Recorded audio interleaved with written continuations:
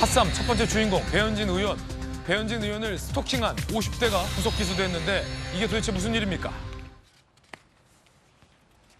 지난달 16일 배현진 의원 조모상 당시 장례식장 찾아가 난동을 부린 최모 씨 50대 남성. 배현진 의원과 나는 약혼한 관계다. 계속해서 연락을 주고받았다. 배현진 의원 측이 경찰에 신고했고요. 귀가 조치 이후에도 SNS에 배현진 의원을 향한 성적 모욕 허위 사실을 유포했습니다.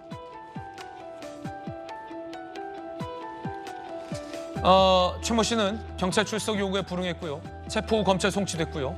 50대 남성 최모 씨 스토킹 범죄 처벌법 위반, 공직선거법상 허위사실 유포 혐의로 구속 기소됐습니다. 조기현 변호사님, 이거 상당히 좀 죄질이 안 좋은데 전혀 뭐 근거 없는 허위사실에다가 일종의 스토킹 범죄, 괴롭힘 범죄에 해당한다 이렇게 본 거군요.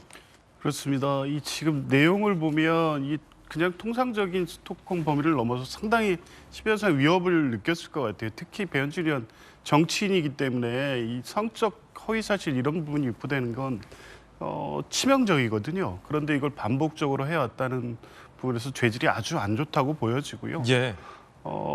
특히 또 배현진 의원 얼마 전에 또 테러까지 당하지 않았습니까? 맞네요. 그러니까 공개된 활동을 하는 정치인에게는 늘 이런 위험이 존재할 수밖에 없는데 이런 게 실제 했다는 부분에서 배현진 의원이 상당한 충격을 받았을 것 같습니다.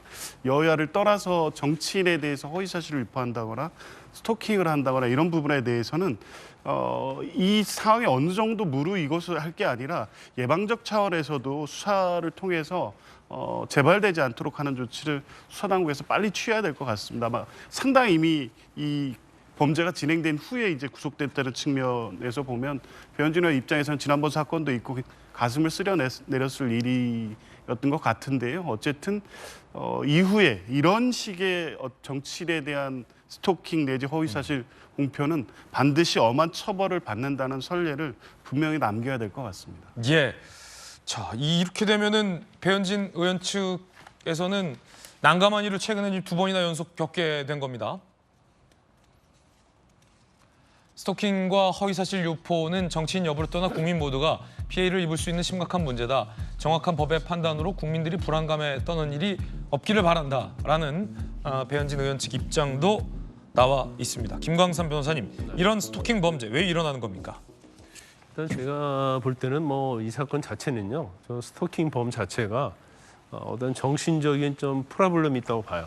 그러니까 약혼한 적이 없잖아요. 근데 결국 약혼했다고 생각하는 어떤 망상 이런 것들이 있고 또 거기에 이제 근거해서 계속적으로 괴롭히는 거죠. 당신과 나는 약혼했는데 왜 나의 어떤 뭐 구혼이랄지 아니면 나의 제의랄지 만나자고 하는데 안 만나느냐. 그러니까 이제 거기에 이제 앙심을 품고 계속적으로 괴롭히면서 이제 허위 사실을 유포하는 거죠. 그런데 이 스토킹 범죄가 굉장히 심각한 문제예요. 우리가 이전에 스토킹 관련 범죄가 제정되기 이전에는 저렇게 막 괴롭히면 과태료 10만 원에 불과했어요. 따로 협박이랄지 명예훼손죄가 되지 아니하면. 근데 이제 스토킹 범죄와 관련된 법이 제정이 되면서 이제 뭐 여러 가지 그러한 태양에 관해서 지금 많은 수사가 이루어지고 있고 더군다나 처음에 딱 시작되면 잠정 조치를 하거든요. 그럼에도 불구하고 이걸 위반하면서까지 계속적으로 스토킹하는 경우가 굉장히 많이 있다. 특히 뭐 유명인 정치인이랄지 아니면 뭐 연예인이랄지 또 경우에 따라서는 뭐 연예인이 아니다 할지라도 뭐 남녀 관계랄지 그런 경우가 엄청 많이 생기고 있어요. 그래서 지금 가장 큰 문제는 저게 이제 더 발전해서 만약에 방치하게 되면 결국 강력범죄까지 이루어지는 경우가 굉장히 많이 있지 않습니까? 그래서 굉장히 지금 법원에서도 엄중히 보고 있고요. 그리고 저 정도의 사안이면은 사실은 저건 굉장히 중대범죄로 볼 수 있고 아마 법원에서도 판결을 선고할 때 굉장히 중형을 선고하게 될 겁니다. 예. 자, 뜨거운 소식 함께하고 있습니다.